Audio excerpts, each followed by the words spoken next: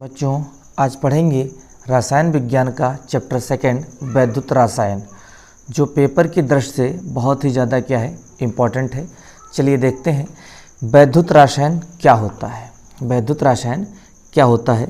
रसायन विज्ञान की वह शाखा जिसमें हम रासायनिक ऊर्जा का वैद्युत ऊर्जा में और वैद्युत ऊर्जा का रासायनिक ऊर्जा में होने वाले परिवर्तन का अध्ययन किया जाता है। वैद्युत रसायन में क्या होता है? इसमें होता ये है कि रासायनिक ऊर्जा जो होती है वो वैद्युत ऊर्जा में कैसे बदलती है और वैद्युत ऊर्जा रासायनिक ऊर्जा में कैसे बदलती है, इसका हम लोग क्या करेंगे, अध्ययन करेंगे। यह प्रोसेस जिस पात्र में होता है उसे हम लोग क्या कहते हैं, सेल कहते हैं। यह प्रक्रिया जिस पात्र में होती है उसे क्या कहते हैं, सेल कहते हैं। चलिए अगला टॉपिक देखते हैं। वैद्युत सेल रासायनिक सेल कहते किसे हैं? वैद्युत रासायनिक सेल कहते किसे हैं? चलिए देखिए, इलेक्ट्रोकेमिकल सेल क्या होती है? वैद्युत रासायनिक सेल उस निकाय को कहते हैं जिसमें दो इलेक्ट्रोड किसी एक विलेन में, दो इलेक्ट्रोड किसी एक विलेन में या दो भिन्न विलेनों में रखे होते हैं, उसे हम लोग क्या कहते हैं, वैद्युत रासायनिक सेल कहते हैं। चलिए इसमें लिखा है, इसमें ऊर्जा रेडॉक्स अभिक्रिया से प्राप्त होती है। इसमें ऊर्जा जो होती है वैद्युत रासायनिक सेल में किससे प्राप्त होती है, रेडॉक्स अभिक्रिया से प्राप्त होती है। तो बच्चों रेडॉक्स अभिक्रिया क्या होती है? वह अभिक्रिया जिसमें ऑक्सीकरण अपचयन एक साथ होता है। वह अभिक्रिया जिसमें ऑक्सीकरण और अपचयन एक साथ होता है रेडॉक्स अभिक्रिया कहलाती हैं। क्या कहलाती हैं? रेडॉक्स अभिक्रिया कहलाती हैं। ऑक्सीकरण क्या होता है जरा देखते हैं। परमाणुओं या आयनों या अणुओं द्वारा इलेक्ट्रॉन त्यागने की प्रक्रिया ऑक्सीकरण कहलाती है, या उपचयन भी इसे कहते हैं। क्या कहते हैं भैया? उपचयन भी कहते हैं।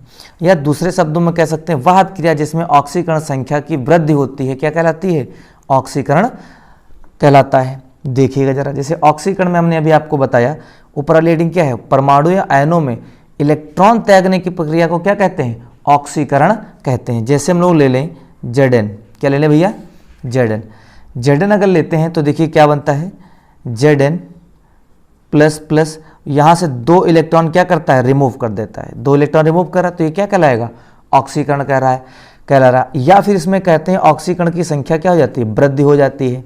क्या हो जाती है, ऑक्सीकरण संख्या क्या हो जाती है, वृद्धि हो जाती है। जैसे FeSO4 गिव्स FeSO4 का होल थ्राइस।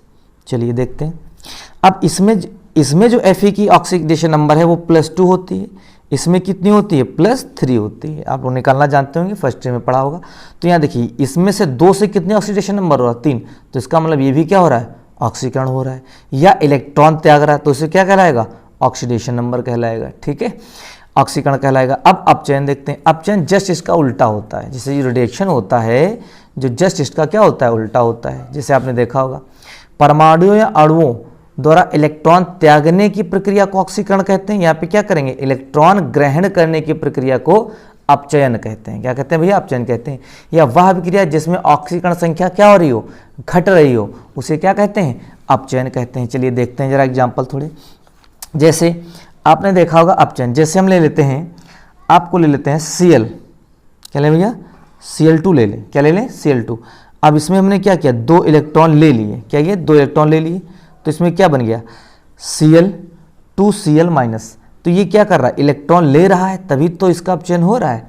तो ये क्या हो रहा है, इलेक्ट्रॉन ले रहा है। या फिर हम दूसरा देख सकते हैं, जैसे Fe++3+, क्या हो गया भैया, 3+। इसने 1+ इलेक्ट्रॉन लिया तो क्या हो गया, Fe++ बन गया। क्या बन गया, डबल+ बन गया। तो ये कौन सी क्रिया कहलाएगी, अपचयन, क्योंकि इलेक्ट्रॉन इसमें क्या कर रहा है, गेन कर रहा है। क्योंकि एरो के इस तरफ क्या होता है, रिएक्टेंट होता है, यानी कि अभिकर्मक। तो ये अभिकर्मक क्या होता है, जो अभिक्रिया में हम लोग देते हैं तो क्या दे रहे हैं, इलेक्ट्रॉन दे रहे हैं। या दूसरी शब्दों में कह सकते हैं वह अभिक्रिया जिसमें ऑक्सीकरण संख्या की क्या होती है, कमी होती है। जैसे हम चेक कर सकते हैं MnO2 गिव्स, क्या बना दें हम लोग, MnSO4। तो Mn की यहाँ पर कितनी होती है, ऑक्सीडेशन नंबर 4 होती है। यहाँ पे ऑक्सीडेशन नंबर कितनी होती है, यहाँ पे Mn कितनी होगी, ऑक्सीडेशन नंबर 4। यहाँ पे कितनी हो जाती है, ऑक्सीडेशन नंबर 2 हो जाती है। कितनी हो जाती है भैया, 2। तो देखिए इसमें ऑक्सीडेशन नंबर कम हो रहा है तो इसे क्या कहेंगे, अपचयन कहेंगे। और इसमें ऑक्सीडेशन नंबर क्या देख रहे हैं आप लोग, 2 से कितना हो रहा है 3, वृद्धि हो रही है, तो इसे हम लोग क्या कहेंगे अपचयन।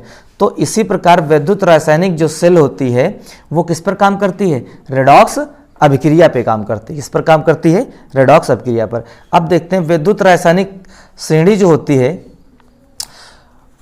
या विद्युत रासायनिक सेल जो होती है वो कितने प्रकार की होती है। विद्युत रासायनिक सेल 2 प्रकार की होती है। कितने प्रकार की भैया होती है, 2। एक होती है विद्युत अपघटनीय सेल और एक होती है गैल्विन या बोल्टीय सेल। कौन सी होती है, गैल्विन या बोल्टीय सेल होती है। चलिए ठीक है, देखते हैं अब आगे देखते हैं कौन कौन सी सेल आप। चलिए पहली सेल आपकी है विद्युत अपघटनीय cell, electrolytic cell. Electrolytic cell क्या होती है, देखते हैं।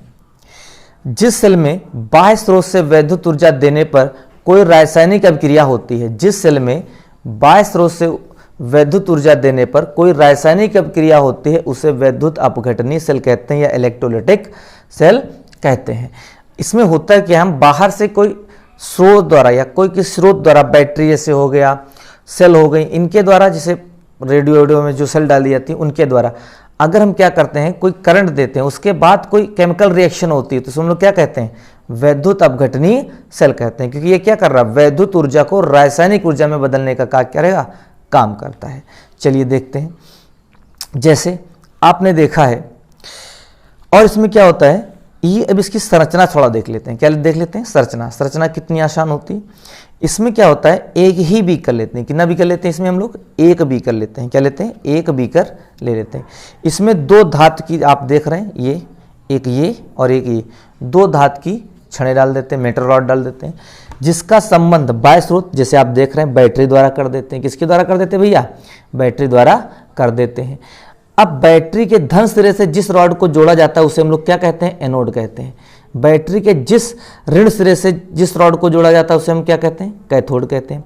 और इस बीकर में हम लोग क्या भर देते हैं, वैद्युत अपघट्य विलयन भर देते हैं। क्या भर देते हैं, वैद्युत अपघट्य विलयन भर देते हैं, इलेक्ट्रोलिटिक भर देते हैं। इलेक्ट्रोलिटिक कौन सा भर दे, मान ली इसके अंदर मैंने भर दिया ZnCl2, जिंक क्लोराइड भर दिया। क्या भर दिया इसके अंदर बच्चों, जिंक क्लोराइड भर दिया। तब जब इसमें हम वैद्युत धारा प्रवाहित करेंगे तो क्या होगा, इलेक्ट्रोलिटिक अपने आयनों में क्या होगा, टूटेगा। जब वैद्युत अपघटन अपने आयनों में टूटता है तो आप जानते हैं जरा Zn++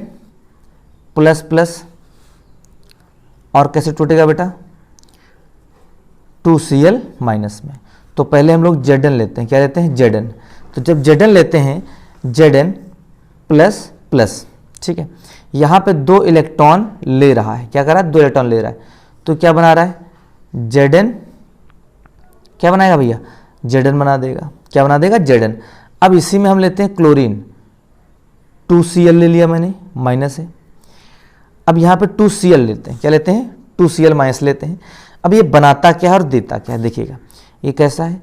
अब इसमें जाते हैं तो क्या बनेगा, Cl2 बनेगा, प्लस 2 इलेक्ट्रॉन क्या करेगा, रिमूव कर देगा। Cl2 बनेगा और क्या करेगा, 2 इलेक्ट्रॉन रिमूव कर देगा। तो अब हम कहते हैं, अभी आपने पढ़ा है, इसमें हम जरा देखते हैं अच्छे से। तो हमने कहा ये बन गई रिएक्शन और एक क्या बन गई, ये रिएक्शन बन गई। चलिए आइए देखते हैं।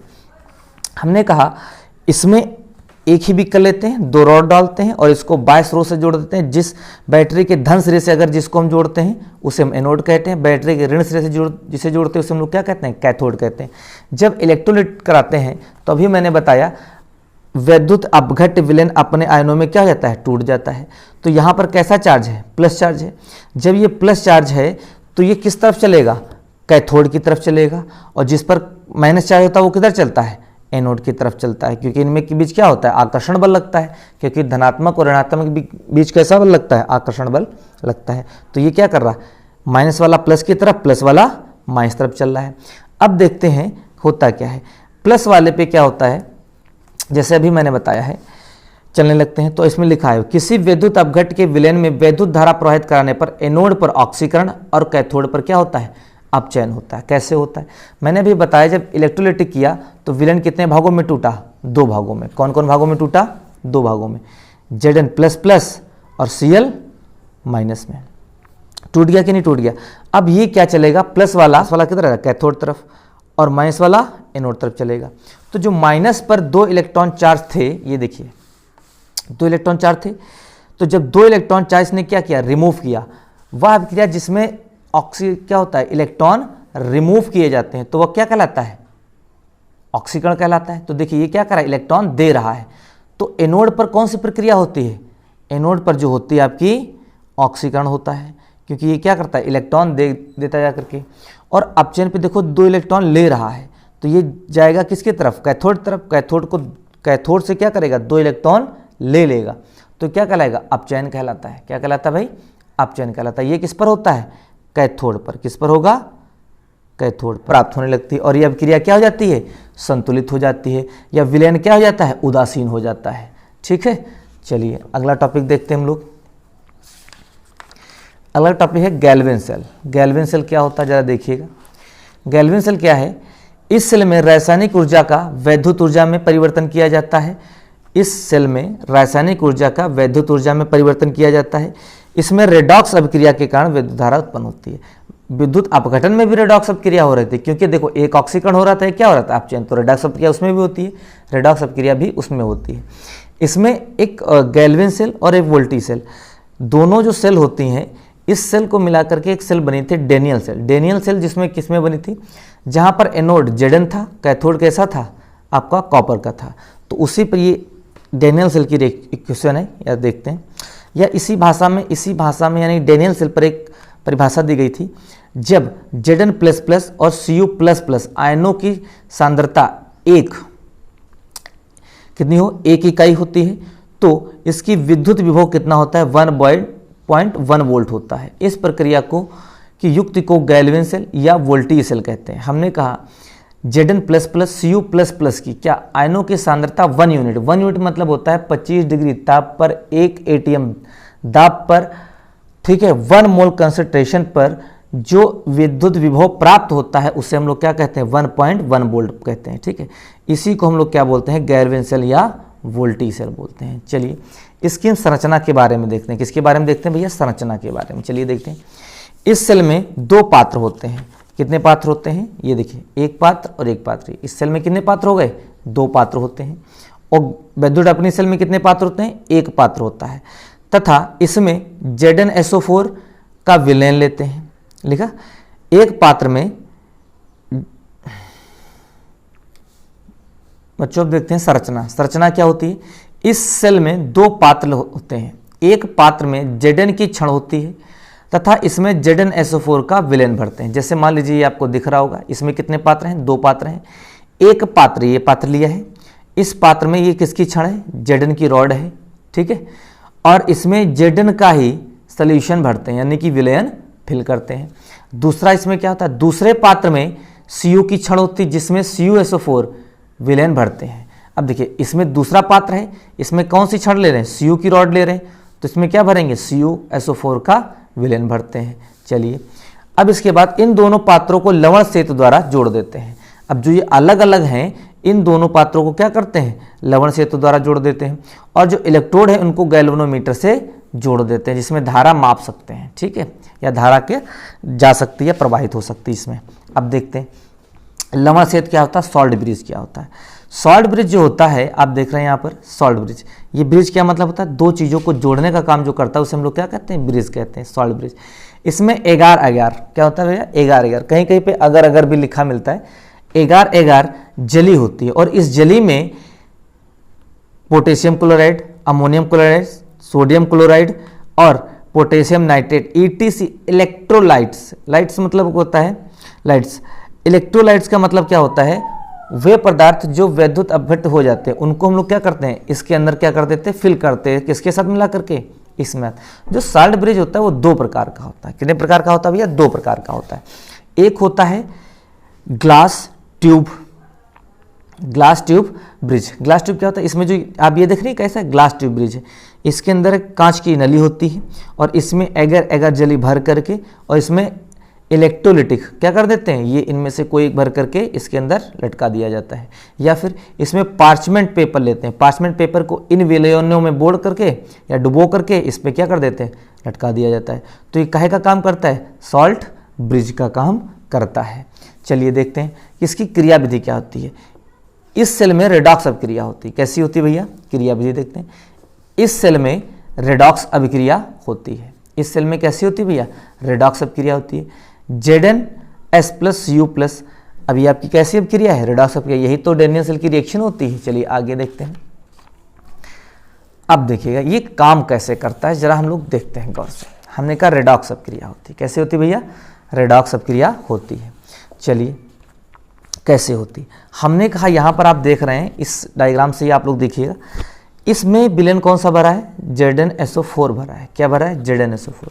तो ZnSO4 में जो आपका एनोड पे काम करता था ये क्या है, ZnSO4 है, और क्या है, CuSO4 है। चलो देखते हैं हम CuSO4 को देख रहे हैं, Cu++। जब CuSO4 टूटता है तो कैसे टूटता है, CuSO4।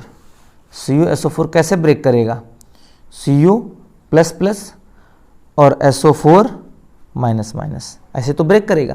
तो जो ये Cu++ है 2 इलेक्ट्रॉन ले रहा है और क्या बना रहा है, एक अणु बना रहा है, ठीक है, बना रहा है। तो अब ये अभिक्रिया जो कहलाती है अपचयन अर्धसेल कहलाती है। क्योंकि अर्धसेल क्यों कहलाती है, क्योंकि इसमें कितनी होती, एक पार्ट में अभिक्रिया हो रही है, इसीलिए क्या करें इसको अपचयन अर्धसेल। क्योंकि इसमें क्या हो रहा है, इलेक्ट्रॉन ले रहा है इसलिए अपचयन, और एक पार्ट में हो रहा है तो अर्धसेल। अब देखिएगा, और जिस पर इलेक्ट्रॉन लेता है, अब देखिएगा यहाँ पर इलेक्ट्रॉन ले रहा है तो इलेक्ट्रॉन लेने वाले को हम लोग क्या कहते हैं, कैथोड कहते हैं। क्या कहते हैं भैया, कैथोड कहते हैं।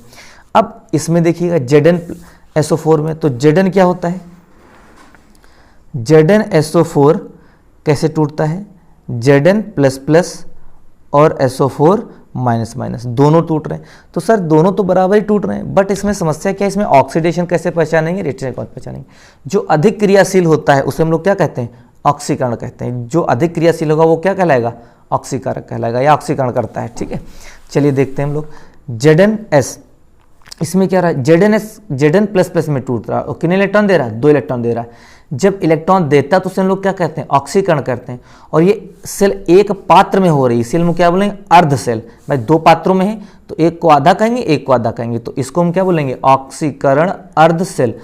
और ये अभिक्रिया किस पर होती है, एनोड पर होती है। किस पर होती है भैया, एनोड पर होती है। चलिए देखते हैं कैसे होती है। हमने कहा यहाँ पर 2 इलेक्ट्रॉन क्या कर रहा है, इसमें इलेक्ट्रॉन देता है, ऑक्सीकरण में क्या होता है, इलेक्ट्रॉन दे रहा है। तो ZnSO4 हमें क्या दे रहा है, इलेक्ट्रॉन जो दे रहा है वो इलेक्ट्रॉन किस पर आते हैं, इस इलेक्ट्रोड पर आ जाते हैं। जो इलेक्ट्रॉन दिए गए हैं वो किस पर आएंगे, इस इलेक्ट्रोड पर आएंगे। और यहाँ से इलेक्ट्रॉन क्या करेंगे, चलना स्टार्ट कर देंगे, इधर से चलेंगे स्टार्ट, और यहाँ से होते हुए किस पर आ जाएंगे, इस वाली रॉड पर आ जाएंगे। और ये इस पर क्या है, कैथोड। यहाँ पर Cu+ टूटा था, क्या टूटा था भैया, Cu+। तो Cu+ को ये 2 इलेक्ट्रॉन देगा और Cu+ क्या हो जाएगा, इस पर स्टोर हो जाएगा। भाई इसमें CuSO4 भरा है, क्या भरा है, CuSO4। CuSO4 कैसे टूटता है, Cu++ में और SO4 माइनस में। तो विलेन में ये CuSO++ बना, और यहाँ पर क्या टूटेगा, ZnSO4। आप जानते हैं Zn++ में और SO4 माइनस में। अब इसमें क्या हो रहा है, ऑक्सीकरण हो रहा है। तो जो इलेक्ट्रॉन यहाँ पर रिमूव हुए हैं वो इस इलेक्ट्रोड पर आ जाएंगे और Zn क्या हो जाएगा, इसके अंदर घुल जाएगा। बात समझिएगा, Zn इसके अंदर क्या हो जाएगा, घुल जाएगा। अब यहाँ से जो इलेक्ट्रॉन चले हैं, भाई इलेक्ट्रॉन ऑक्सीकरण में क्या होता है, देखिए ऑक्सीकरण में क्या हो रहा है, इलेक्ट्रॉन दे रहा है, इलेक्ट्रॉन क्या कर रहा है, दे रहा है। तो इलेक्ट्रॉन इस आ गए इलेक्ट्रोड पर। जब इलेक्ट्रॉन इस इलेक्ट्रोड पर आ गए तो इलेक्ट्रॉन कैसे होते हैं, माइनस होते हैं। तो ये इलेक्ट्रोड काहे का कहलाएगा, माइनस होता है। यहाँ पर एनोड काहे का हो जाता है बेटा, माइनस का हो जाता है, ठीक है। यहाँ से इलेक्ट्रॉन चलेंगे और किस पर आएंगे, कैथोड पर आएंगे। और कैथोड पर हमारा क्या है, Cu++। ये 2 इलेक्ट्रॉन लेकर के इस पर क्या हो जाएगा, अवक्षेपित हो जाएगा, जमा हो जाएगा। तो इलेक्ट्रॉन इधर से इधर मूव कर रहे हैं, लेकिन हमेशा धारा जो होती है इलेक्ट्रॉन के प्रवाह के विपरीत होती है। तो इलेक्ट्रॉन का फ्लो इधर हो रहा है, लेकिन करंट का फ्लो किधर होगा, इधर की ओर होगा, ठीक है। तो अब देखिएगा यहाँ पे इलेक्ट्रॉन तो चले गए, लेकिन यहाँ पर हमारा बना क्या, Zn++ के अंदर घुल गया। अब ये क्या करेगा, यहाँ पे मान लीजिए हमने सॉल्ट ब्रिज में क्या भरा था, KCl भरा था। क्या भरा था, KCl। तो यहाँ पर जो है, यहाँ पर क्या बना, Zn++ है इसके अंदर, है कि नहीं। तो जो Zn++ है तो यहाँ पर Zn++, यहाँ से चलेगा Cl-, कौन चलेगा, Cl- चल रहा है। तो Zn++ से मिलकर के इसको क्या कर देगा, उदासीन कर देगा। उसी प्रकार Cu+ तो इधर चला गया, यहाँ पर क्या बचा, SO4 बचा माइनस का। तो SO4 यहाँ पे पोटेशियम आयन इधर चलेगा और इसको क्या कर देगा, न्यूट्रल कर देगा करके। तो इससे जो होता है, इसके संधि पर कोई भी विभव उत्पन्न नहीं होता है, जिससे क्या करता है, इसका ध्रुवकरण किया करता है। चलिएगा, तो ये तो हो गया सॉल्ट ब्रिज के बारे में जानकारी। और जो यहाँ पर SO4 बचा, ये क्या करता है भाई, Zn तो Cl के साथ निकल गया ना, जो SO4 बचा, अब ये क्या करता है, ये क्षण है, ये क्षण है ना, अब इसी क्षण से ये रिएक्ट करता रहता है और रिएक्ट कर करके क्या कर देता है, इलेक्ट्रॉन देता रहता है और ये प्रक्रिया चलती रहती है। और कुछ समय बाद ये क्या होती है, रॉड बहुत पतली हो जाती है, ये रॉड क्या सी बहुत पतली हो जाती है और इस पर CuSO4 क्या हो रहा है, जमा हो रहा है, स्टोर होता है, ये मोटी हो जाती है। तो ये क्या हो जाता है, धीरे धीरे खत्म हो जाती है। तो बैटरी हम लोग क्या कहते हैं, ख़राब हो गई है, बैटरी और ख़राब हो गई। और आपने देखा होगा आपके मोहल्ले में भी बैटरी खरीदने वाले आते होंगे, कहते हैं आधे दाम पे बैटरी दे दो, तो यही बैटरी ले जाते हैं और दोबारा रॉड लगा करके क्या कर देते हैं, आपको दे देते हैं, जिससे क्या होता है, फिर आपको नहीं उसी दाम पे डबल करके दे देते हैं। ठीक है, चलिए आगे बढ़ते हैं। उसके बाद होता है, इतना आप समझ चुके हैं। अब देखिए, इस सेल के दो भाग अर्ध सेल या रेडॉक्स यूं कहलाते हैं। हमने कहा इस सेल के कितने भाग होते हैं, दो भाग होते हैं, इन्हें अर्ध सेल या रेडॉक्स सेल कहते हैं। Cu इलेक्ट्रोड को, कौन सा भैया, ये Cu इलेक्ट्रोड को, Cu इलेक्ट्रोड को आप चयन अर्ध सेल कहते हैं। Zn इलेक्ट्रोड को क्या कहते हैं, ऑक्सीकरण अर्ध सेल कहते हैं। चलिए अब देखते हैं अगला टॉपिक, इलेक्ट्रोड विभव क्या होता है। जब किसी धातु की छड़ को विद्युत अपघट्य विलयन में रखा जाता है तो छड़ क्या होती है, छड़ इलेक्ट्रोड विलयन में सापेक्ष धनात्मक या ऋणात्मक हो जाता है। हमने कहा जब किसी क्षण को क्या करते हैं, विलयन में डुबोते हैं, जैसे ये क्षण है, हमने क्या किया, विलयन में डुबोया है, तो जो क्षण है वो क्या करती है, विलयन के सापेक्ष धनात्मक या ऋणात्मक आवेशित हो जाती है, जो इलेक्ट्रोड और विलयन के मध्य विभवांतर उत्पन्न हो जाता है। तो इससे क्या कहते हैं, इलेक्ट्रोड विभव या रेडॉक्स विभव भी कहते हैं। हमने कहा जैसे ये क्षण लिया और क्षण के विलयन के अंदर डुबो दिया, तो विलयन के अकॉर्डिंग के कारण क्षण क्या हो जाती है, धनावेशित हो जाती है या ऋणावेशित हो जाती है। जैसे अब इस ZnSO4 में विलयन में डुबोया, किसकी, Zn की क्षण, तो यहाँ पर कैसा चार्ज आ गया, ऋणायन आया, इस पर इलेक्ट्रॉन जाते हैं ना, तो ये कैसी क्षण हो गई, ऋणावेशित हो गई।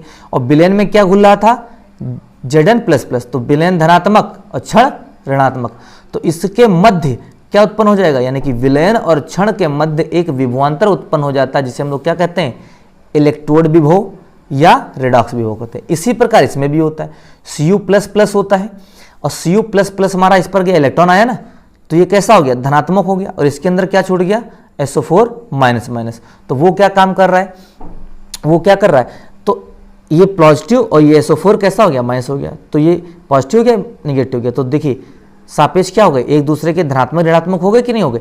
अब इनके बीच जो विभवांतर उत्पन्न होगा उसे क्या कहेंगे, इलेक्ट्रोड विभव, या उसी को कहते हैं हम क्या, रेडॉक्स विभव कहते हैं। चलिए आगे देखते हैं। अब इसी में आता है मानक इलेक्ट्रोड विभव क्या होता है। क्या होता है भाई लोग, मानक इलेक्ट्रोड विभव। मानक इलेक्ट्रोड विभव क्या होता है, स्टैंडर्ड इलेक्ट्रोड पोटेंशियल। इसमें क्या होता है जरा देखते हैं। स्टैंडर्ड इलेक्ट्रोड पोटेंशियल का मतलब होता है कि जब मानक व्यवस्था हो, मानक व्यवस्था का मतलब होता है 25 डिग्री ताप पर, है ना, 1 मोल सांद्रता पर, 1 एटम बार पर, ये मानक अवस्थाएं होती हैं, मतलब स्टैंडर्ड होती हैं। उसमें जब विलयन और क्षण के बीच जो विभव प्राप्त होता है उसे लोग क्या कहते हैं, मानक इलेक्ट्रोड विभव प्राप्त करते हैं। जैसे असल में होता ही विभव है, ठीक है। जैसे मान लो हम लोग आम आदमी हैं, अब सेलिब्रिटीज़ क्या हो जाते हैं, VIP कहलाए जाते हैं। भाई अंबानी साहब क्या हैं, VIP तो हैं, और हम लोग कैसे हैं, आम आदमी हैं। आम आदमी का मतलब क्या हो गया, साधारण लोग।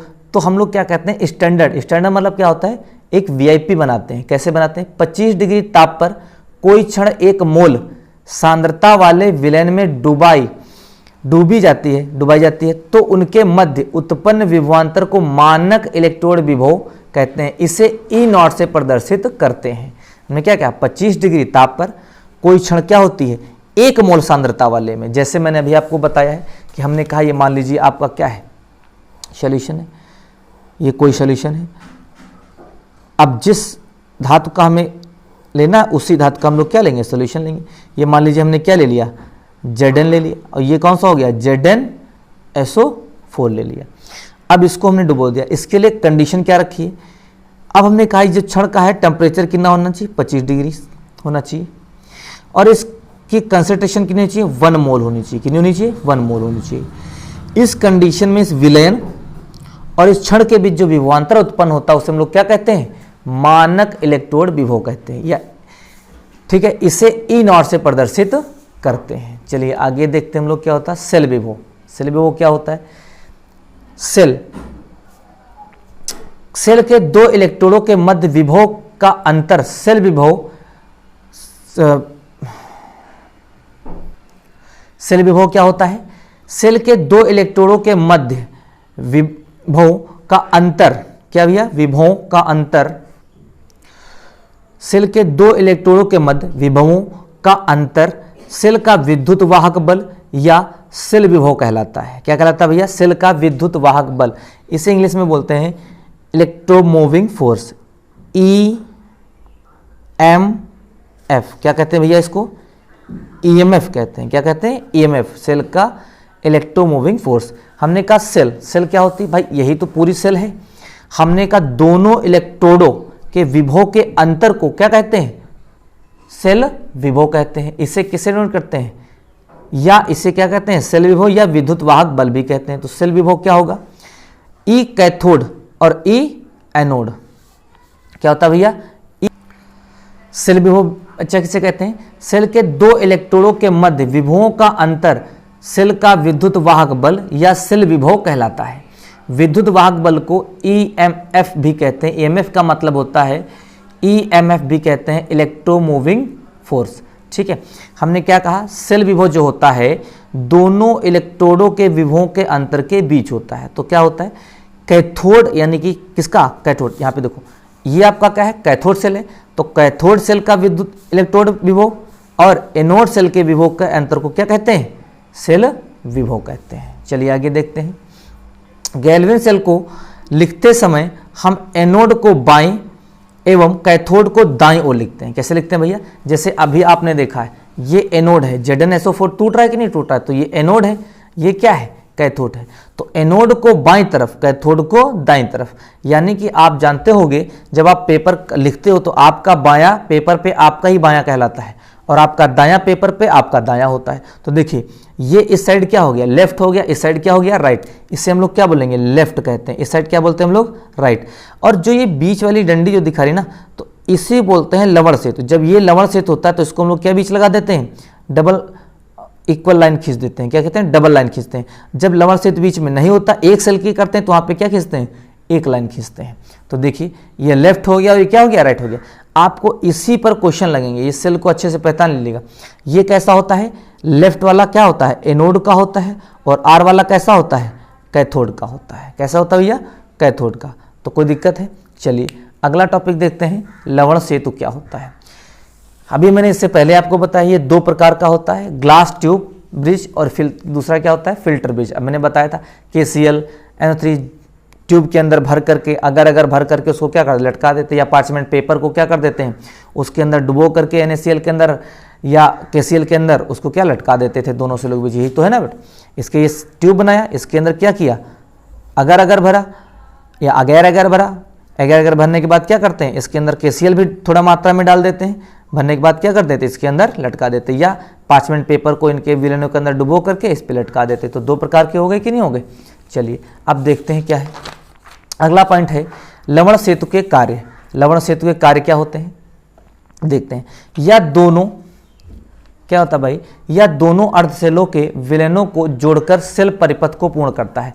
अब देखो, अब यहाँ पर आपको देखने में आ रहा होगा, अगर ये हम ना लगाएं, ये हटा दिया जाए, तो क्या ये परिपथ कंप्लीट होगा, कैसे कंप्लीट हो ही नहीं सकता। यहाँ पर Zn+ बना, यहाँ पे आयनाइज सॉल्यूशन रहेगा तो कोई काम ही नहीं करेगा।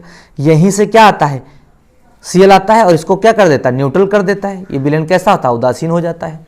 और इसी प्रकार यहाँ पे SO4 बचता है, तो यहाँ से K आता है और क्या कर देता है, इसको न्यूट्रल कर देता है। तो ये क्या करता है, परिपथ को पूरा कंप्लीट करता है। ठीक है, अगला पॉइंट क्या है, यह दोनों अर्धसेलों के विलेनों को उदासीन बनाए रखता है। अभी मैंने बताया ये दोनों क्या करता है, उदासीन बनाए रखता है या न्यूट्रल बनाए रखता है। तीसरा पॉइंट क्या है, यह ध्रुवण को कम करता है। ध्रुवण को मतलब क्या कम होता है। अब अगर इसके अंदर मान लीजिए SO4, क्या भैया, जैसे टूटा था ना ये SO4, अब इस विलेन के अंदर अगर SO4 पड़ा रह गया तो आयनाइज हो जाएगा और इधर से चलने का प्रयास करेगा, तो जिसके यहाँ पर क्या होगा, कोई ना कोई विभव उत्पन्न होगा। उस विभव को क्या कर देता है, ये आकर के न्यूट्रल कर देता है, जिससे सेल क्या होती है, अच्छे तरीके से काम कर सके। ठीक है, आगे हम लोग पढ़ते हैं गैल्विन सेल और विद्युत अपघटनी सेल में अंतर क्या क्या होते हैं, जरा देखिएगा। एक तरफ के अंतर देखते हैं, दूसरी तरफ अपने आप हो जाएंगे। जैसे पहला गैल्विन सेल, इस सेल में एनोड ऋण ध्रुव का होता है। अब देख रहे हैं इसमें जो एनोड है, एनोड वो कैसा है, नेगेटिव है। अब जबकि इसमें विद्युत अपघटनी में कैसा हो जाएगा बेटा, पॉजिटिव हो जाएगा। कैसा हो जाएगा, इसमें सेल का एनोड कैसा होता है, पॉजिटिव होता है, क्योंकि बैटरी के किससे जोड़ते हैं, पॉजिटिव सिरे से जोड़ते थे ना।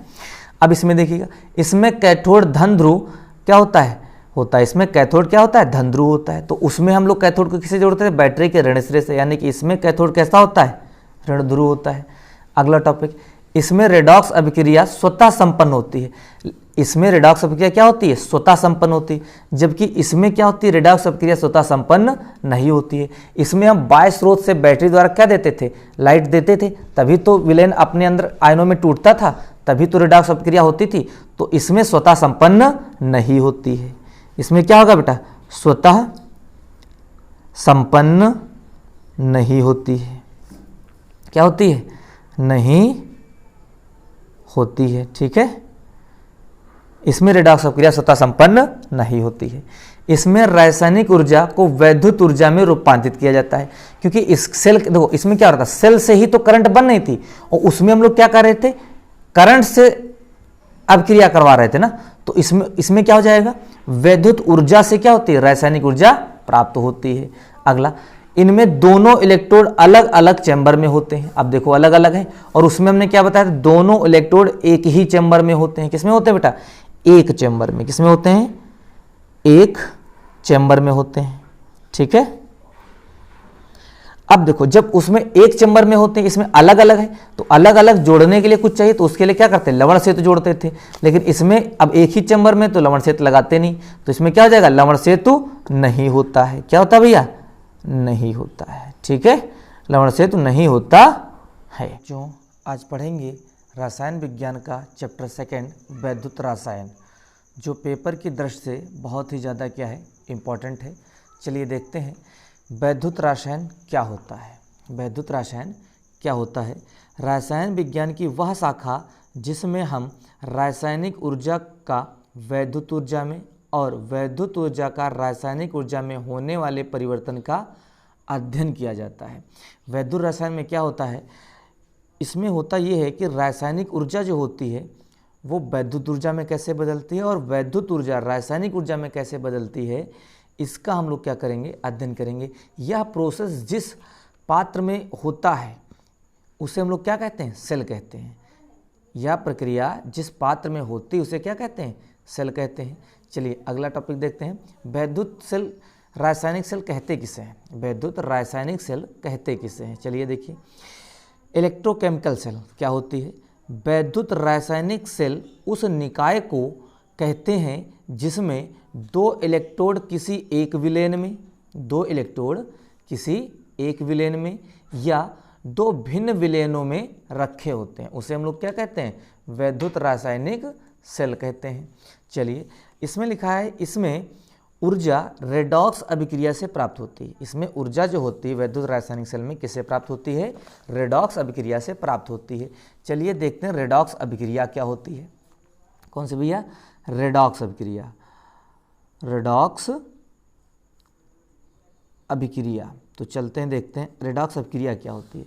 हमने कहा रेडॉक्स अभिक्रिया होती क्या है, वे अभिक्रियाएं, कौन सी, वे अभिक्रियाएं जो ऑक्सीकरण,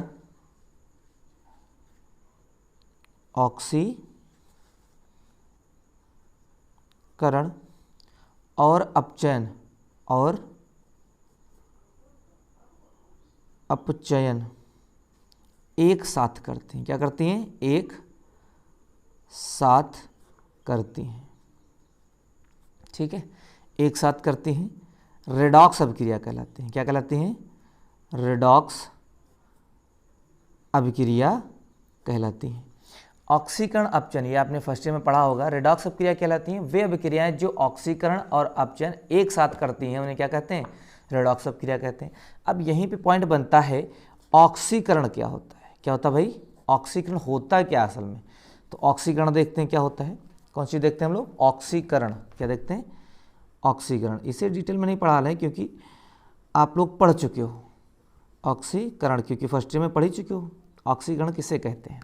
हमने कहा वह अभिक्रिया जिसमें इलेक्ट्रॉन त्यागे जाते हैं, वह अभिक्रिया जिसमें इलेक्ट्रॉन क्या होते हैं बेटा? त्यागे जाते हैं। या इसी को कह सकते हैं वह अभिक्रिया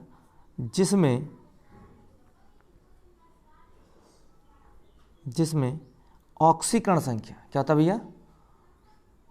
ऑक्सीकरण संख्या बढ़ती है। क्या होती है? इंक्रीज होती है, बढ़ती है। वह ऑक्सीकरण संख्या, हमने कहा ऑक्सीकरण किसे कहते हैं? वह अभिक्रिया जिसमें इलेक्ट्रॉन त्यागे जाते हैं, वह अभिक्रिया, या फिर दूसरे शब्दों में कह सकते हैं वह अभिक्रिया जिसमें ऑक्सीकरण संख्या बढ़ती है। अपचयन जिसका उल्टा हो जाता है, क्या हो जाता है? अपचयन। अपचयन क्या होता है? वह अभिक्रिया जिसमें इलेक्ट्रॉन ग्रहण किए जाते हैं, या फिर वह अभिक्रिया जिसमें ऑक्सीकरण संख्या कम होती है। जैसे आपने देखा ही होंगे चल करके इलेक्ट्रॉन, और क्योंकि इसमें हम लोग मैक्सिमम पढ़ेंगे इलेक्ट्रॉन त्यागने वाले पर, गैल्वन सेल या वोल्टी सेल जो पढ़ते हैं, इसमें हम लोग क्या पढ़ेंगे? इलेक्ट्रॉन त्यागने वाली संख्या पर हम लोग आसानी से पढ़ते हैं। जैसे आपने देखा होगा NaCl होता है, तो जो Na होता है ये ब्रेक करता है, तो Na क्या बनता है? Na प्लस और Cl माइनस बनता है। जो Na प्लस है, Na क्या है? प्लस है। तो जो Na प्लस होता है वो कैसे काम करता है और Cl माइनस कैसे काम करता है? तो देखते हैं। Na जो होता है गिब्स क्या बनेगा? Na प्लस, इसमें क्या हो रहा है? एक इलेक्ट्रॉन डोनेट कर रहा है। इलेक्ट्रॉन इधर एरो किस तरफ क्या होते हैं? प्रोडक्ट होते हैं। तो ये क्या कर रहा है? एक इलेक्ट्रॉन डोनेट कर रहा है। तो ये कौन सी क्रिया हो गई? ऑक्सीकरण। कौन सी हो गई? ऑक्सीकरण। ये कौन सी क्रिया कहलाएगी आपकी? ऑक्सीकरण कहलाएगी। अगर इसी जगह पे हम लोग क्या देखते हैं? Cl माइनस ले लें, तो ये क्या कर रहा है? अब ये देखिएगा, ये इलेक्ट्रॉन लेता है, क्या करता है भाई? ये इलेक्ट्रॉन लेगा तभी तो देगा, Cl अणु बना देता है। तो इसका मतलब ये इलेक्ट्रॉन ले रहा है, क्या कर रहा है? तभी तो Cl बना रहा है कि नहीं बना रहा है? तो ये क्या हो जाता है आपका? ये Cl है, ये इलेक्ट्रॉन ले लिया तो इसने एक आयन बना दिया। ठीक है, देखते हैं बच्चों रेडॉक्स अभिक्रिया क्या होती है। वह अभिक्रिया जिसमें ऑक्सीकरण अपचयन एक साथ होता है, वह अभिक्रिया जिसमें ऑक्सीकरण और अपचयन एक साथ होता है रेडॉक्स अभिक्रिया कहलाती हैं। क्या कहलाती हैं? रेडॉक्स अभिक्रिया कहलाती हैं। ऑक्सीकरण क्या होता है जरा देखते हैं। परमाणुओं या आयनों या अणुओं द्वारा इलेक्ट्रॉन त्यागने की प्रक्रिया ऑक्सीकरण कहलाती है, या उपचयन भी इसे कहते हैं। क्या कहते हैं भैया? उपचयन भी कहते हैं। या दूसरे शब्दों में कह सकते हैं वह अभिक्रिया जिसमें ऑक्सीकरण संख्या की वृद्धि होती है, क्या कहलाती है? ऑक्सीकरण कहलाता है। देखिएगा जरा, जैसे ऑक्सीकरण में हमने अभी आपको बताया, ऊपर वाली हेडिंग क्या है? परमाणु या आयनों में इलेक्ट्रॉन त्यागने की प्रक्रिया को क्या कहते हैं? ऑक्सीकरण कहते हैं। जैसे हम लोग ले लें Zn, क्या ले लें भैया? Zn अगर लेते हैं तो देखिए क्या बनता है? Zn प्लस प्लस, यहाँ से 2 इलेक्ट्रॉन क्या करता है? रिमूव कर देता है। 2 इलेक्ट्रॉन रिमूव कर रहा है तो ये क्या कहलाएगा? ऑक्सीकरण कहला रहा। या फिर इसमें कहते हैं ऑक्सीकरण की संख्या क्या हो जाती है? वृद्धि हो जाती है।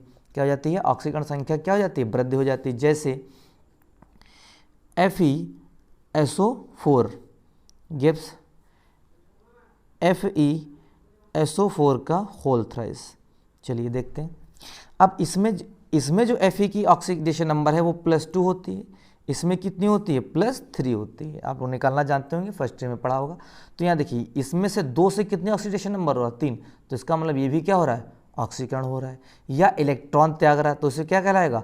ऑक्सीडेशन नंबर कहलाएगा। ठीक है, ऑक्सीकरण कहलाएगा। अब अपचयन देखते हैं। अपचयन जस्ट इसका उल्टा होता है। जैसे जो रिडक्शन होता है, जो जस्ट इसका क्या होता है? उल्टा होता है। जैसे आपने देखा होगा परमाणुओं या अणुओं द्वारा इलेक्ट्रॉन त्यागने की प्रक्रिया को ऑक्सीकरण कहते हैं। यहाँ पे क्या करेंगे, इलेक्ट्रॉन ग्रहण करने की प्रक्रिया को अपचयन कहते हैं। क्या कहते हैं भैया, अपचयन कहते हैं। या वह अभिक्रिया जिसमें ऑक्सीकरण संख्या क्या हो रही हो, घट रही हो, उसे क्या कहते हैं, अपचयन कहते हैं। चलिए देखते हैं जरा एग्जाम्पल थोड़े।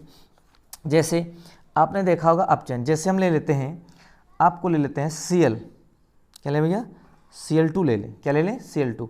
अब इसमें हमने क्या किया, 2 इलेक्ट्रॉन ले लिए, क्या ये 2 इलेक्ट्रॉन ले लिए, तो इसमें क्या बन गया, Cl2Cl माइनस। तो ये क्या कर रहा है, इलेक्ट्रॉन ले रहा है, तभी तो इसका अपचयन हो रहा है।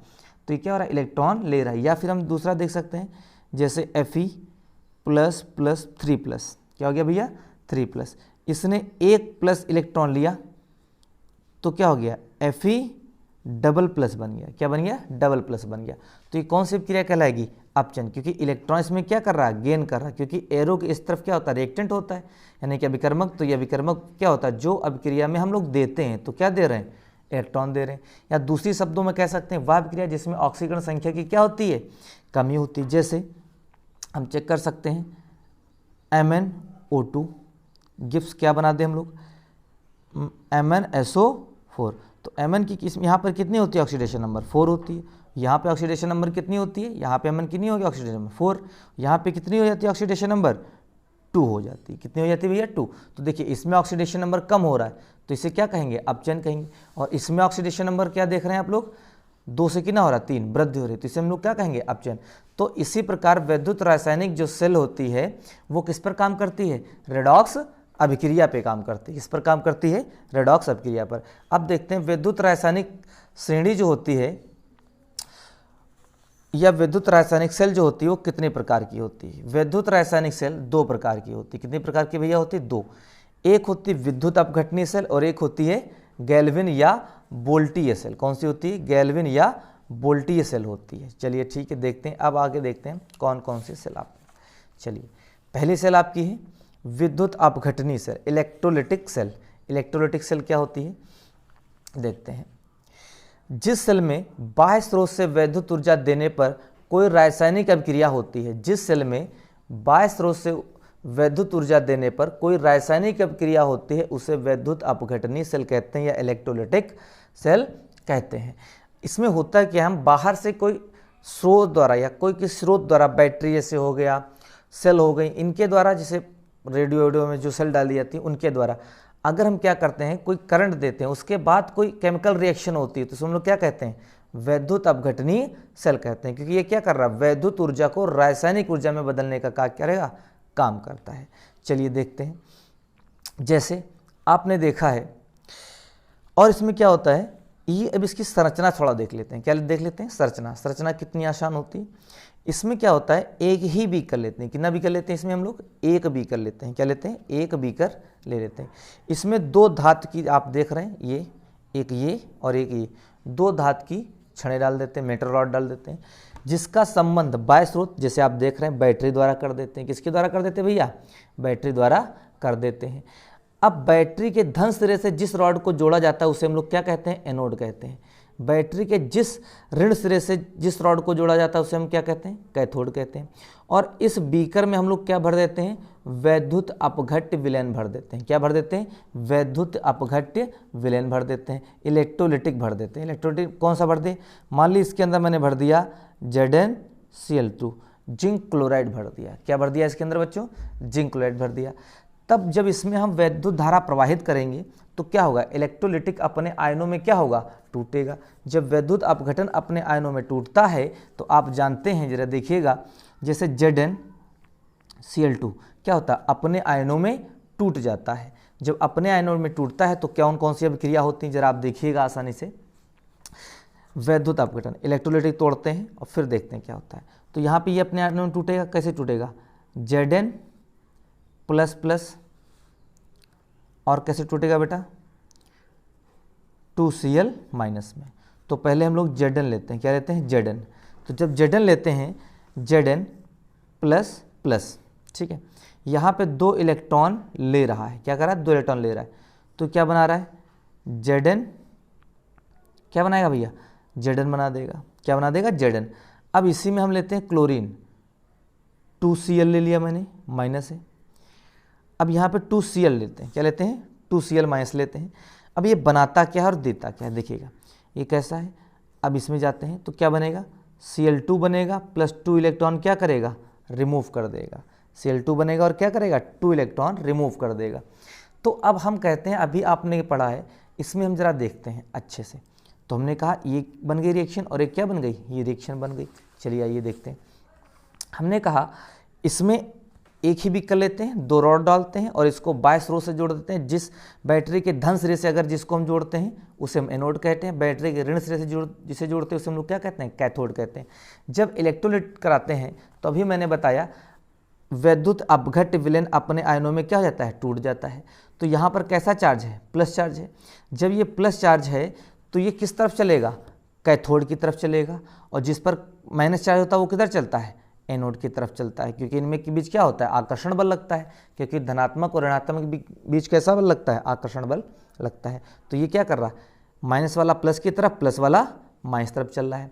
अब देखते हैं होता क्या है, प्लस वाले पे क्या होता है, जैसे अभी मैंने बताया है, चलने लगते हैं। तो इसमें लिखा है किसी विद्युत अपघट्य के विलयन में विद्युत धारा प्रवाहित कराने पर एनोड पर ऑक्सीकरण और कैथोड पर क्या होता है, अपचयन होता है। कैसे होता है, मैंने अभी बताया जब इलेक्ट्रोलिटिक किया तो विलयन कितने भागों में टूटा, 2 भागों में। कौन कौन भागों में टूटा, 2 भागों में, Zn प्लस प्लस और Cl माइनस में।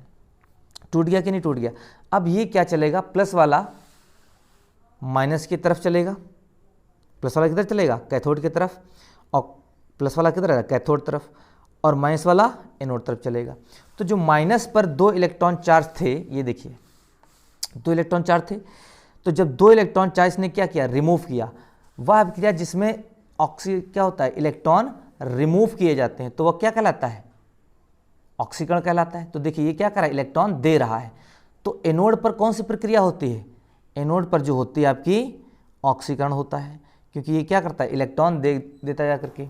और अपचयन पे देखो 2 इलेक्ट्रॉन ले रहा है, तो ये जाएगा किसकी तरफ, कैथोड तरफ। कैथोड से क्या करेगा, 2 इलेक्ट्रॉन ले लेगा, तो क्या कहलाएगा, अपचयन कहलाता है। क्या कहलाता है भाई, अपचयन कहलाता है। ये किस पर होता है, कैथोड पर। किस पर होगा, कैथोड पर।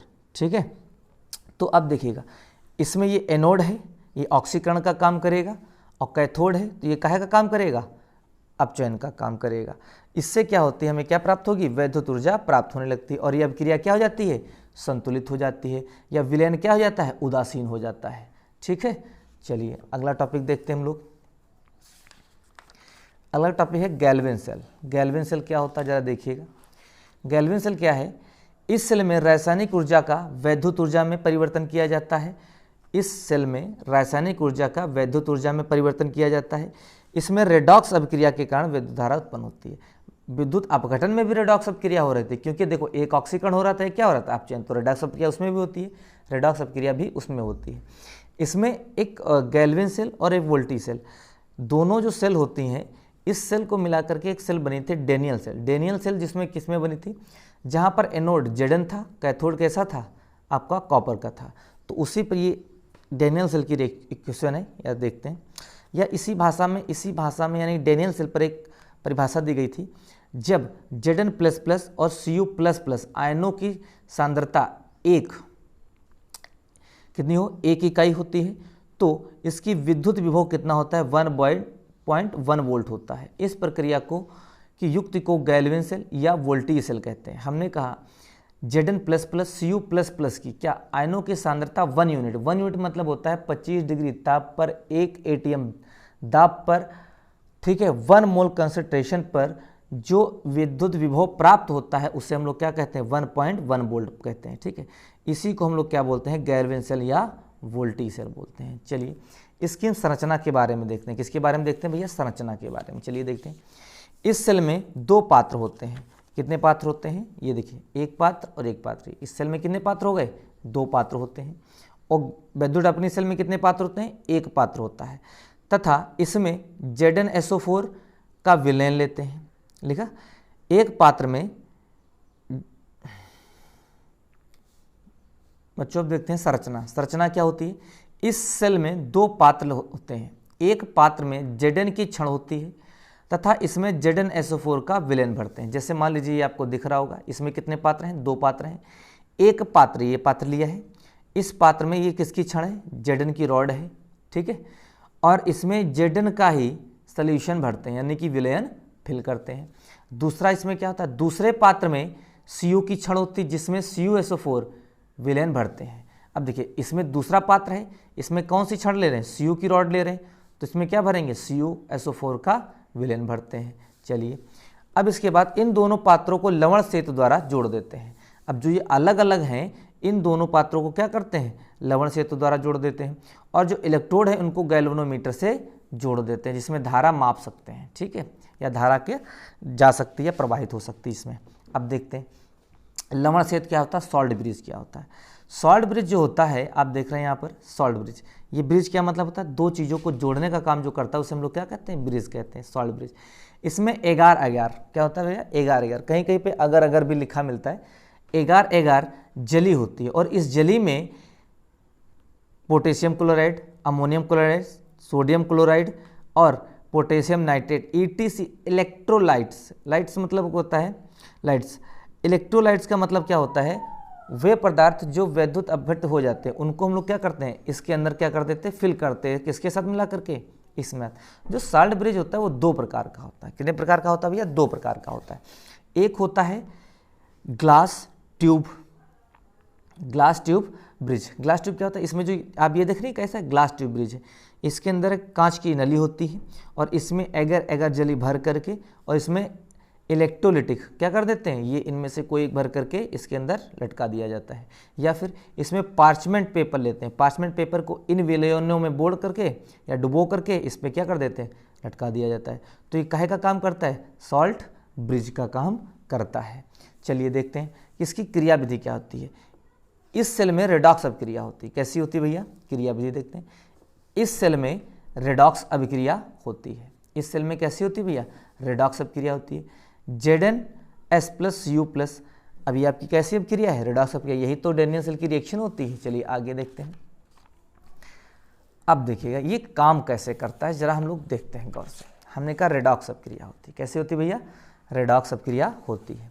चलिए कैसे होती, हमने कहा यहाँ पर आप देख रहे हैं इस डायग्राम से ही आप लोग देखिएगा, इसमें विलयन कौन सा भरा है, ZnSO4 भरा है। क्या भरा है, ZnSO4।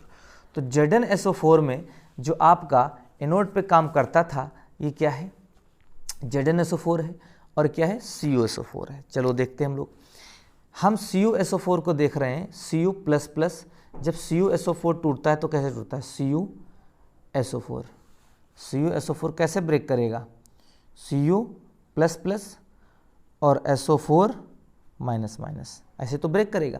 तो जो ये Cu++ है दो इलेक्ट्रॉन ले रहा है और क्या बना रहा है, एक अणु बना रहा है, ठीक है, बना रहा है। तो अब ये अभिक्रिया जो कहलाती है अपचयन अर्धसेल कहलाती है। क्योंकि अर्धसेल क्यों कहलाती है, क्योंकि इसमें कितनी होती है, एक पार्ट में अभिक्रिया हो रही है, इसीलिए क्या करें इसको अपचयन अर्धसेल। क्योंकि इसमें क्या हो रहा है, इलेक्ट्रॉन ले रहा है इसलिए अपचयन, और एक पार्ट में हो रहा है तो अर्धसेल।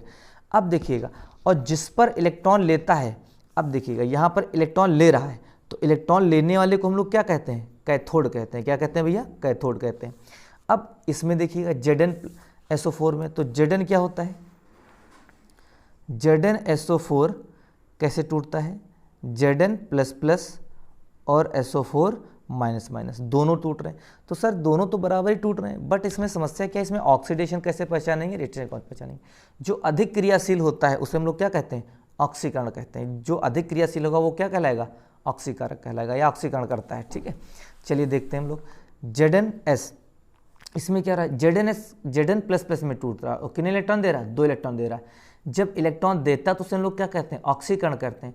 और ये सेल एक पात्र में हो रही है, सेल में क्या बोलेंगे, अर्ध सेल। भाई 2 पात्रों में है तो एक को आधा कहेंगे, एक को आधा कहेंगे, तो इसको हम क्या बोलेंगे, ऑक्सीकरण अर्ध सेल। और ये अभिक्रिया किस पर होती है, एनोड पर होती है। किस पर होती है भैया, एनोड पर होती है। चलिए देखते हैं कैसे होती है। हमने कहा यहाँ पर 2 इलेक्ट्रॉन क्या कर रहा है, इसमें इलेक्ट्रॉन देता है, ऑक्सीकरण में क्या होता है, इलेक्ट्रॉन दे रहा है। तो ZnSO4 हमें क्या दे रहा है, इलेक्ट्रॉन जो दे रहा है वो इलेक्ट्रॉन किस पर आते हैं, इस इलेक्ट्रोड पर आ जाते हैं। जो इलेक्ट्रॉन दिए गए हैं वो किस पर आएंगे, इस इलेक्ट्रोड पर आएंगे। और यहाँ से इलेक्ट्रॉन क्या करेंगे, चलना स्टार्ट कर देंगे, इधर से चलेंगे स्टार्ट, और यहाँ से होते हुए किस पर आ जाएंगे, इस वाली रॉड पर आ जाएंगे। और ये इस पर क्या है, कैथोड। यहाँ पर Cu प्लस टूटा था, क्या टूटा था भैया, Cu प्लस। तो Cu प्लस को ये 2 इलेक्ट्रॉन देगा और Cu प्लस क्या हो जाएगा, इस पर स्टोर हो जाएगा। भाई इसमें CuSO4 भरा है, क्या भरा है, CuSO4। CuSO4 कैसे टूटता है, Cu प्लस प्लस में और SO4 माइनस माइनस में। तो विलेन में ये CuSO प्लस प्लस बना और यहाँ पर क्या टूटेगा, ZnSO4। आप जानते हैं Zn प्लस प्लस में और SO4 माइनस माइनस में। अब इसमें क्या हो रहा है, ऑक्सीकरण हो रहा है। तो जो इलेक्ट्रॉन यहाँ पे रिमूव हुए हैं वो इस इलेक्ट्रोड पर आ जाएंगे और Zn क्या हो जाएगा, इसके अंदर घुल जाएगा। बात समझिएगा, Zn इसके अंदर क्या हो जाएगा, घुल जाएगा। अब यहाँ से जो इलेक्ट्रॉन चले हैं, भाई इलेक्ट्रॉन ऑक्सीकरण में क्या होता है, देखिए ऑक्सीकरण में क्या हो रहा है, इलेक्ट्रॉन दे रहा है, इलेक्ट्रॉन क्या कर रहा है, दे रहा है। तो इलेक्ट्रॉन इस आ गए इलेक्ट्रोड पर। जब इलेक्ट्रॉन इस इलेक्ट्रोड पर आ गए तो इलेक्ट्रॉन कैसे होते हैं, माइनस होते हैं। तो ये इलेक्ट्रोड काहे का कहलाएगा, माइनस होता है। यहाँ पर एनोड काहे का हो जाता है बेटा, माइनस का हो जाता है। ठीक है, यहाँ से इलेक्ट्रॉन चलेंगे और किस पर आएंगे, कैथोड पर आएंगे। और कैथोड पर हमारा क्या है, Cu प्लस प्लस। ये 2 इलेक्ट्रॉन लेकर के इस पर क्या हो जाएगा, अवक्षेपित हो जाएगा, जमा हो जाएगा। तो इलेक्ट्रॉन इधर से इधर मूव कर रहे हैं, लेकिन हमेशा धारा जो होती है इलेक्ट्रॉन के प्रवाह के विपरीत होती है। तो इलेक्ट्रॉन का फ्लो इधर हो रहा है, लेकिन करंट का फ्लो किधर होगा, इधर की ओर होगा। ठीक है, तो अब देखिएगा यहाँ पे इलेक्ट्रॉन तो चले गए, लेकिन यहाँ पर हमारा बना क्या, Zn प्लस प्लस के अंदर घुल गया। अब ये क्या करेगा, यहाँ पे मान लीजिए हमने सॉल्ट ब्रिज में क्या भरा था, KCl भरा था। क्या भरा था, KCl। तो यहाँ पर जो है, यहाँ पर क्या बना, Zn प्लस प्लस है इसके अंदर, है कि नहीं। तो जो Zn प्लस प्लस है तो यहाँ पर Zn प्लस प्लस, यहाँ से चलेगा Cl माइनस, कौन चलेगा, Cl माइनस चल रहा है। तो Zn प्लस प्लस से मिलकर के इसको क्या कर देगा, उदासीन कर देगा। उसी प्रकार Cu प्लस तो इधर चला गया, यहाँ पर क्या बचा, SO4 बचा माइनस का। तो SO4 यहाँ पे पोटेशियम आयन इधर चलेगा और इसको क्या कर देगा, न्यूट्रल कर देगा करके। तो इससे जो होता है, इसके संधि पर कोई भी विभव उत्पन्न नहीं होता है, जिससे क्या करता है, इसका ध्रुवकरण किया करता है। चलिएगा, तो ये तो हो गया सॉल्ट ब्रिज के बारे में जानकारी। और जो यहाँ पर SO4 बचा, ये क्या करता है भाई, Zn तो Cl के साथ निकल गया ना, जो SO4 बचा, अब ये क्या करता है, ये क्षण है, ये क्षण है ना। अब इसी क्षण से ये रिएक्ट करता रहता है और रिएक्ट कर करके क्या कर देता है, इलेक्ट्रॉन देता रहता है। और ये प्रक्रिया चलती रहती है। और कुछ समय बाद ये क्या होती है, ये रॉड बहुत पतली हो जाती है। ये रॉड क्या सी बहुत पतली हो जाती है और इस पर CuSO4 क्या हो रहा है, जमा हो रहा है, स्टोर होता है, ये मोटी हो जाती है। तो ये क्या हो जाता है, धीरे धीरे ख़त्म हो जाती है। तो बैटरी हम लोग क्या कहते हैं, ख़राब हो गई है बैटरी, और ख़राब हो गई। और आपने देखा होगा आपके मोहल्ले में भी बैटरी खरीदने वाले आते होंगे, कहते हैं आधे दाम पे बैटरी दे दो। तो यही बैटरी ले जाते हैं और दोबारा रॉड लगा करके क्या कर देते हैं, आपको दे देते हैं। जिससे क्या होता है, फिर आपको नहीं उसी दाम पे डबल करके दे देते हैं। ठीक है, चलिए आगे बढ़ते हैं। उसके बाद होता है, इतना आप समझ चुके हैं। अब देखिए, इस सेल के 2 भाग अर्ध सेल या रेडॉक्स यूम कहलाते हैं। हमने कहा इस सेल के कितने भाग होते हैं, 2 भाग होते हैं। इन्हें अर्ध सेल या रेडॉक्स सेल कहते हैं। Cu इलेक्ट्रोड को, कौन सा भैया, ये Cu इलेक्ट्रोड को, Cu इलेक्ट्रोड को आप चयन अर्ध सेल कहते हैं। Zn इलेक्ट्रोड को क्या कहते हैं, ऑक्सीकरण अर्ध सेल कहते हैं। चलिए अब देखते हैं अगला टॉपिक, इलेक्ट्रोड विभव क्या होता है। जब किसी धातु की छड़ को विद्युत अपघट्य विलयन में रखा जाता है तो क्षण क्या होती है, क्षण इलेक्ट्रोड विलयन में सापेक्ष धनात्मक या ऋणात्मक हो जाता है। हमने कहा जब किसी क्षण को क्या करते हैं, विलयन में डुबोते हैं, जैसे ये क्षण है, हमने क्या किया, विलयन में डुबोया है। तो जो क्षण है वो क्या करती है, विलयन के सापेक्ष धनात्मक या ऋणात्मक आवेशित हो जाती है, जो इलेक्ट्रोड और विलयन के मध्य विभवांतर उत्पन्न हो जाता है।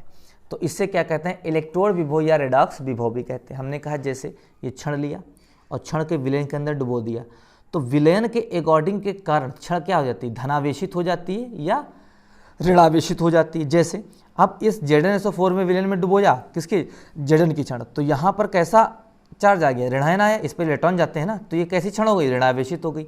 और विलयन में क्या घुल रहा था, Zn प्लस प्लस, तो विलयन धनात्मक और क्षण ऋणात्मक। तो इसके मध्य क्या उत्पन्न हो जाएगा, यानी कि विलयन और क्षण के मध्य एक विभवांतर उत्पन्न हो जाता है, जिसे हम लोग क्या कहते हैं, इलेक्ट्रोड विभव या रेडॉक्स विभव कहते हैं। इसी प्रकार इसमें भी होता है, Cu प्लस प्लस होता है और Cu प्लस प्लस हमारा इस पर गया, इलेक्ट्रॉन आया ना, तो ये कैसा हो गया, धनात्मक हो गया, और इसके अंदर क्या छूट गया, SO4 माइनस माइनस। तो वो क्या काम कर रहा है, वो क्या कर रहा है, तो ये पॉजिटिव और ये SO4 कैसा हो गया, माइनस हो गया, तो ये पॉजिटिव हो गया निगेटिव हो गया। तो देखिए सापेक्ष क्या हो गए, एक दूसरे के धनात्मक ऋणात्मक हो गए कि नहीं हो गए। अब इनके बीच जो विभवांतर उत्पन्न होगा उसे क्या कहेंगे, इलेक्ट्रोड विभव, या उसी को कहते हैं हम क्या, रेडॉक्स विभव कहते हैं। चलिए आगे देखते हैं। अब इसी में आता है मानक इलेक्ट्रोड विभव क्या होता है। क्या होता है भाई लोग, मानक इलेक्ट्रोड विभव। मानक इलेक्ट्रोड विभव क्या होता है, स्टैंडर्ड इलेक्ट्रोड पोटेंशियल। इसमें क्या होता है जरा देखते हैं। स्टैंडर्ड इलेक्ट्रोड पोटेंशियल का मतलब होता है कि जब मानक व्यवस्था हो, मानक व्यवस्था का मतलब होता है 25 डिग्री ताप पर, है ना, 1 मोल सांद्रता पर, 1 एटम बार पर, ये मानक अवस्थाएं होती हैं, मतलब स्टैंडर्ड होती हैं। उसमें जब विलयन और क्षण के बीच जो विभव प्राप्त होता है उसे लोग क्या कहते हैं, मानक इलेक्ट्रोड विभव प्राप्त करते हैं। जैसे असल में होता ही विभव है, ठीक है। जैसे मान लो हम लोग आम आदमी हैं, अब सेलिब्रिटीज़ क्या हो जाते हैं, VIP कहलाए जाते हैं। भाई अंबानी साहब क्या हैं, VIP तो हैं, और हम लोग कैसे हैं, आम आदमी हैं। आम आदमी का मतलब क्या हो गया, साधारण लोग। तो हम लोग क्या कहते हैं, स्टैंडर्ड। स्टैंडर्ड मतलब क्या होता है, एक VIP बनाते हैं। कैसे बनाते हैं, 25 डिग्री ताप पर कोई क्षण 1 मोल सांद्रता वाले विलयन में डुबाई जाती है, तो उनके मध्य उत्पन्न विभवांतर को मानक इलेक्ट्रोड विभव कहते हैं। इसे E0 से प्रदर्शित करते हैं। हमने क्या कहा, 25 डिग्री ताप पर कोई क्षण क्या होती है, 1 मोल सांद्रता वाले में। जैसे मैंने अभी आपको बताया है कि हमने कहा ये मान लीजिए आपका क्या है, सॉल्यूशन है, ये कोई सॉल्यूशन है। अब जिस धातु का हमें लेना है उसी धातु का हम लोग क्या लेंगे, सॉल्यूशन लेंगे। ये मान लीजिए हमने क्या ले लिया, Zn ले लिया, और ये कौन सा हो गया, ZnSO4 ले लिया। अब इसको हमने डुबो दिया। इसके लिए कंडीशन क्या रखी है, अब हमने कहा जो क्षण का है टेम्परेचर कितना होना चाहिए, 25 डिग्री होना चाहिए, और इसकी कंसंट्रेशन कितनी चाहिए, 1 मोल होनी चाहिए। कितनी होनी चाहिए, 1 मोल होनी चाहिए। इस कंडीशन में इस विलयन और इस क्षण के बीच जो विभवांतर उत्पन्न होता है उसे हम लोग क्या कहते हैं, मानक इलेक्ट्रोड विभव कहते हैं, या ठीक है। इसे E0 से प्रदर्शित करते हैं। चलिए आगे देखते हैं हम लोग क्या होता है, सेल विभव। सेल विभव क्या होता है, सेल के 2 इलेक्ट्रोडों के मध्य विभव का अंतर सेल विभव क्या होता है, सेल के 2 इलेक्ट्रोडों के मध्य विभव का अंतर, क्या भैया, विभवों का अंतर, सेल के 2 इलेक्ट्रोडों के मध्य विभवों का अंतर सेल का विद्युत वाहक बल या सेल विभव कहलाता है। क्या कहलाता है भैया, सेल का विद्युत वाहक बल। इसे इंग्लिश में बोलते हैं इलेक्ट्रोमूविंग फोर्स, EMF। क्या कहते हैं भैया इसको, EMF कहते हैं। क्या कहते हैं, EMF, सेल का इलेक्ट्रोमूविंग फोर्स। हमने कहा सेल क्या होती है भाई, यही तो पूरी सेल है। हमने कहा दोनों इलेक्ट्रोडों के विभव के अंतर को क्या कहते हैं, सेल विभव कहते हैं। इसे किसे नोट करते हैं, या इसे क्या कहते हैं, सेल विभव या विद्युत वाहक बल भी कहते हैं। तो सेल विभव क्या होगा, E कैथोड और E एनोड। क्या होता है भैया, सेल विभव अच्छा किसे कहते हैं, सेल के 2 इलेक्ट्रोडों के मध्य विभवों का अंतर सेल का विद्युत वाहक बल या सेल विभव कहलाता है। विद्युत वाहक बल को EMF भी कहते हैं। EMF का मतलब होता है, EMF भी कहते हैं इलेक्ट्रोमूविंग फोर्स, ठीक है। हमने क्या कहा, सेल विभव जो होता है दोनों इलेक्ट्रोडों के विभवों के अंतर के बीच होता है। तो क्या होता है, कैथोड यानी कि किसका, कैथोड। यहाँ पे देखो ये आपका क्या है, कैथोड सेल है, तो कैथोड सेल का विद्युत इलेक्ट्रोड विभव और एनोड सेल के विभव के अंतर को क्या कहते हैं, सेल विभव कहते हैं। चलिए आगे देखते हैं। गैल्विन सेल को लिखते समय हम एनोड को बाईं एवं कैथोड को दाईं ओर लिखते हैं। कैसे लिखते हैं भैया, जैसे अभी आपने देखा है ये एनोड है, ZnSO4 टूट रहा है कि नहीं टूट रहा है, तो ये एनोड है, ये क्या है, कैथोड है। तो एनोड को बाईं तरफ, कैथोड को दाईं तरफ। यानी कि आप जानते होंगे जब आप पेपर लिखते हो तो आपका बायां पेपर पे आपका ही बायां कहलाता है और आपका दायां पेपर पे आपका दायां होता है। तो देखिए ये इस साइड क्या हो गया, लेफ्ट हो गया, इस साइड क्या हो गया, राइट। इसे हम लोग क्या बोलेंगे, लेफ्ट कहते हैं। इस साइड क्या बोलते हैं हम लोग, राइट। और जो ये बीच वाली डंडी जो दिखा रही ना, तो इसे बोलते हैं लवण सेतु। जब ये लवण सेतु होता है तो इसको हम लोग क्या बीच लगा देते हैं, डबल इक्वल लाइन खींच देते हैं। क्या कहते हैं, डबल लाइन खींचते हैं। जब लवण सेतु बीच में नहीं होता, एक सेल की करते हैं, तो वहाँ पे क्या खींचते हैं, एक लाइन खींचते हैं। तो देखिए ये लेफ्ट हो गया और ये क्या हो गया, राइट हो गया। आपको इसी पर क्वेश्चन लगेंगे, ये सेल को अच्छे से पहचान लीजिएगा। ये कैसा होता है, लेफ्ट वाला क्या होता है, एनोड का होता है, और आर वाला कैसा होता है, कैथोड का होता है। कैसा होता है भैया, कैथोड का। तो कोई दिक्कत है। चलिए अगला टॉपिक देखते हैं, लवण सेतु क्या होता है।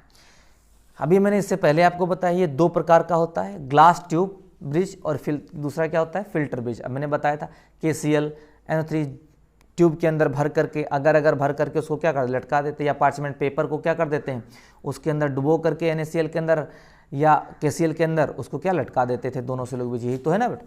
इसके ये ट्यूब बनाया, इसके अंदर क्या किया, अगर भरा या अगर भरा। अगर भरने के बाद क्या करते हैं, इसके अंदर KCl भी थोड़ा मात्रा में डाल देते हैं, भरने के बाद क्या कर देते हैं, इसके अंदर लटका देते हैं, या पार्चमेंट पेपर को इनके विलेनों के अंदर डुबो करके इस पे लटका देते। तो 2 प्रकार के हो गए कि नहीं हो गए। चलिए अब देखते हैं क्या है। अगला पॉइंट है लवण सेतु के कार्य। लवण सेतु के कार्य क्या होते हैं देखते हैं। या दोनों क्या होता है भाई, या दोनों अर्धसेलों के विलेनों को जोड़कर सेल परिपथ को पूर्ण करता है। अब देखो, अब यहाँ पर आपको देखने में आ रहा होगा, अगर ये हम ना लगाएं, ये हटा दिया जाए, तो क्या ये परिपथ कंप्लीट होगा, कैसे कंप्लीट हो ही नहीं सकता। यहाँ पर Zn+ बना, यहाँ पे आयनाइज सॉल्यूशन रहेगा तो कोई काम ही नहीं करेगा। यहीं से क्या आता है, Cl आता है और इसको क्या कर देता है, न्यूट्रल कर देता है। ये विलेन कैसा होता है, उदासीन हो जाता है।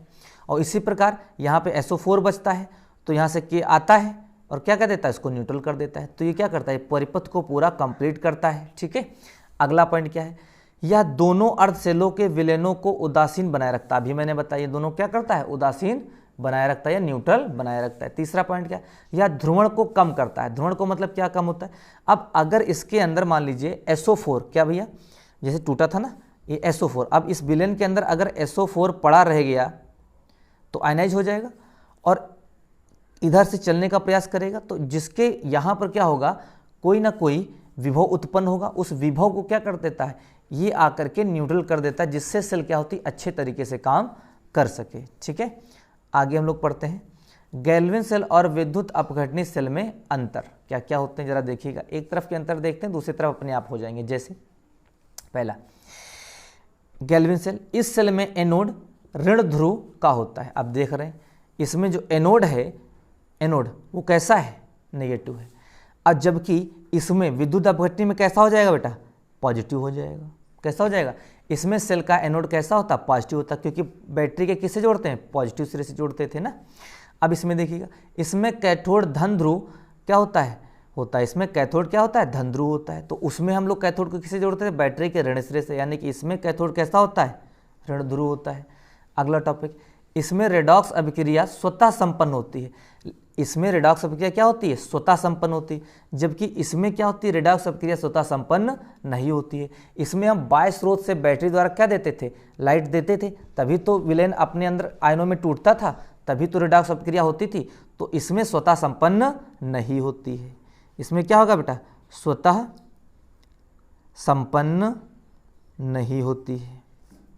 क्या होती है, नहीं होती है। ठीक है, इसमें रेडॉक्स अभिक्रिया स्वतः संपन्न नहीं होती है। इसमें रासायनिक ऊर्जा को वैद्युत ऊर्जा में रूपांतरित किया जाता है, क्योंकि इस सेल देखो इसमें क्या होता है, सेल से ही तो करंट बन रही थी और उसमें हम लोग क्या कर रहे थे, करंट से अभिक्रिया करवा रहे थे ना। तो इसमें क्या हो जाएगा, वैद्युत ऊर्जा से क्या होती है, रासायनिक ऊर्जा प्राप्त होती है।